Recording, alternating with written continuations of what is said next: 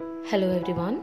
Today we shall study the poem The Brook by Lord Alfred Tennyson. Alfred Tennyson was a British poet. He was born on 6 August 1809 in the depths of Lincolnshire, England, and died on 6 October 1892. He was a poet laureate during much of Queen Victoria's reign and remains one of the most popular British poets. Tennyson also excelled at penning short lyrics such as Tears, Idle Tears, Crossing the Bar, etc. Now about the poem. This poem is a monologue. In a dialogue, two or more people talk, and in a monologue, only one person talks. And the figure of speech used in this poem is personification. Personification is a literary device that enhances the writing, and it gives human-like characteristics to non-human entities. It occurs when a writer makes a non-human thing have human behavior. For example, time grabs you by the wrist, directs you where to go. This example uses personification to imply that time can grab you, pull you, and direct you. Time is not a human, but is personified to act like a human in these lyrics. In the same way, the brook means a small stream. The brook itself tells the story of its life from birth to death. The Brook is a poem that draws a resemblance between the journey of the brook and the life of man. The circle of life from childhood to old age and then back to childhood is what is being depicted through this poem. As the poem says, initially the brook comes out with a sudden hush and strength that it could just flow down the hills and bridges in such force that it flows through many places just in a snap of time. Similarly, is how one's childhood is, very much energetic and active, that they just move around from place to place just like a spin. Then the next stage of life is shown, which depicts the youth is shown as the brook is chattering over stones in little sharps and trebles with bubbly spirit always, just lushes by at the base and banks, just like how it goes with the youth, with the bubbly energy and don't care attitude. They could just rule the world with their deeds, is how they think, and that is how the poet has shown by putting in the lines, the brook bubbles into eddying bass and babble on pebbles. He then describes about middle age period, about the ups and downs of life, and how at times it gets tough to get life moving through the poem, where it shows how the brook, when passing many curves, fields and fallow, and sometimes over fairy lands, sometimes foamy flake, and sometimes over a silver water break above the golden gravel. Still life gets moving just like water keeps flowing. He lastly comes to the old age time, where the strength is no more and weakness felt, where memories of past linger through the lines in the poem, which shows that the brook passes through lawns and grassy plots, where its flow is not tedious, and more the sweet forget-me-nots which are grown for happy lovers. Then the last stanza depicts how once again the life is filled with energy and the cycle completed, and the childhood again reflected by saying that the brook once again flows out a curve with all the strength and continues its journey, no matter when men may come and men may go. So a poem beautifully depicted the different stages of life through the story of a brook and the routes its travel over a period of time and keeps the cycle going. No matter what or who comes and goes, it does not leave any impact on the cycle. Now let's have line-to-line analysis of the poem. Stanza 1. I come from haunts of coot and hern, I make a sudden sally, and sparkle out among the fern, to bicker down a valley. It means the brook starts out from the dwelling place of birds such as the coot, the hern, and it makes a sudden rush as it flows out. The presence of sunlight causes the brook's water to sparkle as it flows among the fern. It then continues its journey by flowing down a valley. While doing so, the sound of the flowing brook resembles that of people quarreling. Hence, the phrase bicker down a valley is used here. Stanza 2. By 30 hills I hurry down. or slip between the ridges. By 20 thops a little town, and half 100 bridges. It means gaining momentum, the brook tumbles down many hills and seeps through narrow crevices on some of the hillsides. Along the way, the brook passes several villages and a small town and flows underneath lots of bridges. Stanza 3. Till last by Philip's farm I flow to join the brimming river, for men may come and men may go, but I go on forever. So, finally the brook flows past Philip's farm. It suggests that the brook is almost alive, almost human. It flows into the overflowing river. The brook further states that men are transient. They come and go over time. The lines "for men may come and men may go, but I go in forever" are repeated several times in the entire poem. While describing the journey of the brook, the poet brings in certain universal truths which form the central idea of the poem, that human life is transitory, but nature is eternal. Every form of life has an end, but the representatives of nature, like the brook, are everlasting. The refrain of the poem itself says, "For men may come and men may go, but I go on forever." This refrain is of very much importance. It means that human lives are transitory, but in comparison to that, nature is eternal and everlasting.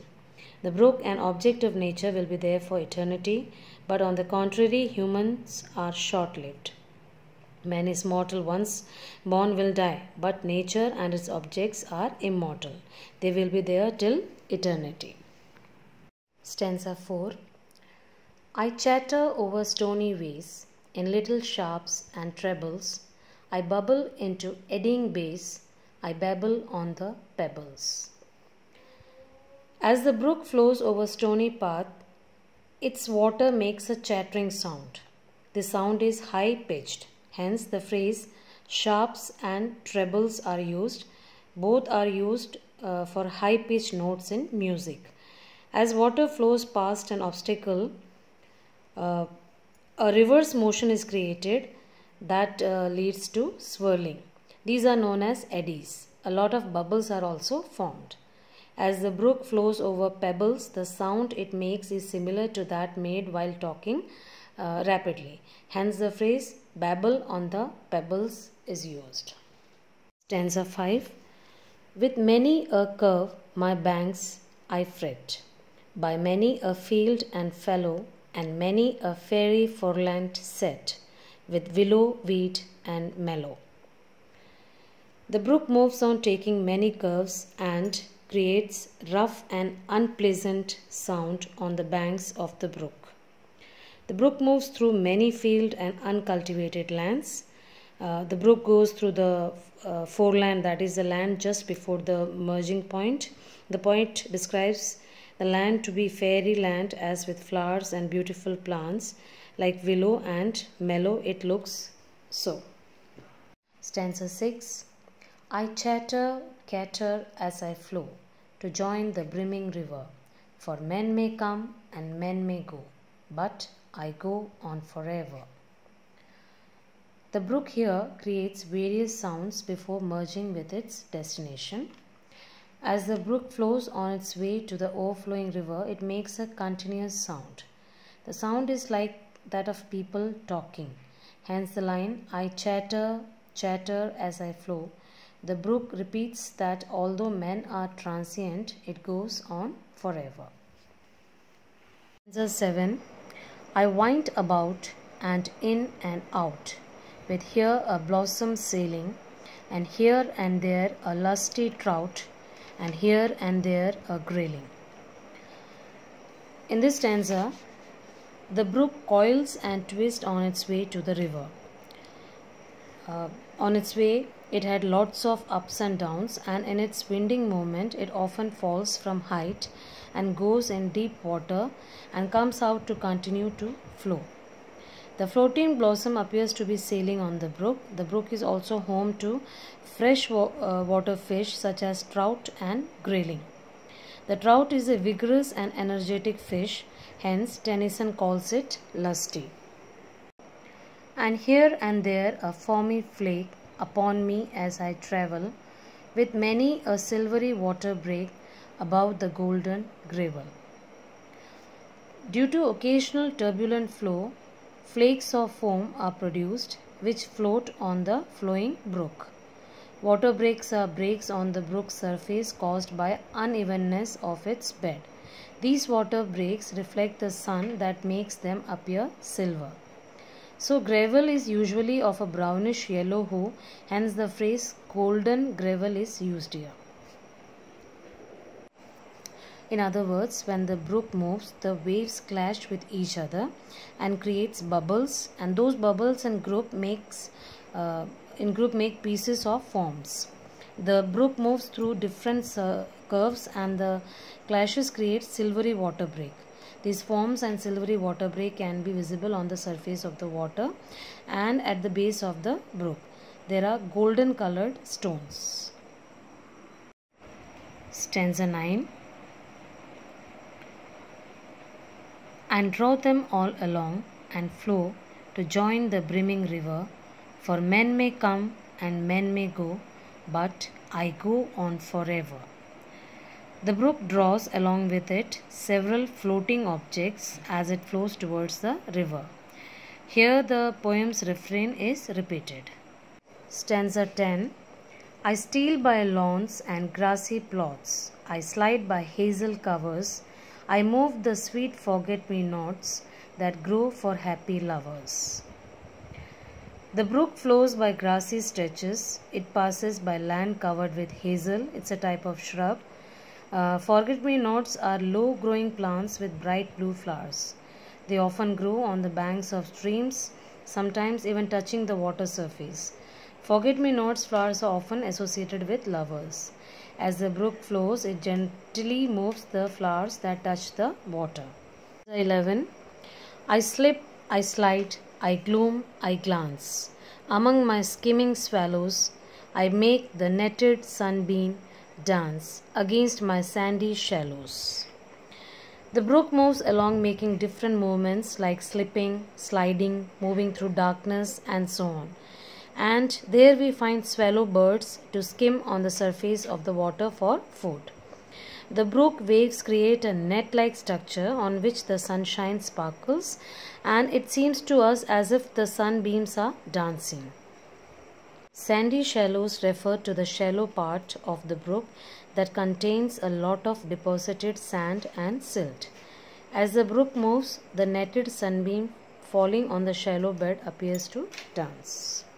Stanza 12. I murmur under moon and stars, in brambly wilderness.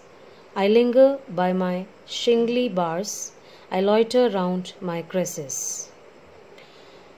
At night, under the moon and stars, the brook goes on moving, creating murmuring sound through the natural land where thorny bushes grow. The brook often lingers because of the stones on the way. The brook water moves purposely around the plant named cresses. Wilderness refers to a wild and uninhabited region. Brambles are often found in such places. Hence, Tennyson refers to such regions as brambly wilderness.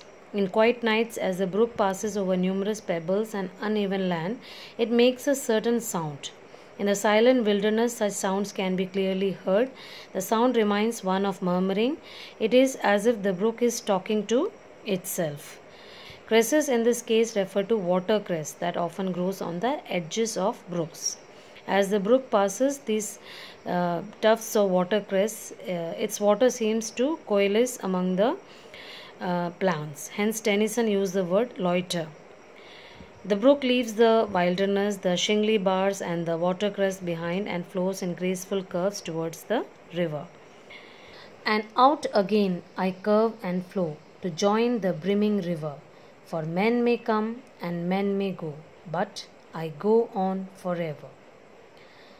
After facing the obstacles, the brook again takes a curve and starts flowing to join the brimming river. So the last two lines refer to the refrain, meaning the eternal state of the brook, and the transient state of the humans. So once again, the brook continues its winding journey to merge with the big river. The brook reminds listeners that although individual humans are born and die, the brook is eternal.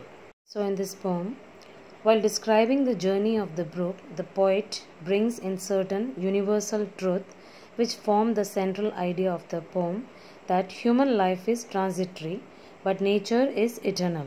Humans are short-lived. Man is mortal, once born will die, but nature and its objects are immortal. They will be there till eternity. So symbolically, the poet wants to convey the struggle of human life through the poem, The Brook. The poet wishes to point out that some ups and downs and some hurdles cannot stop the brook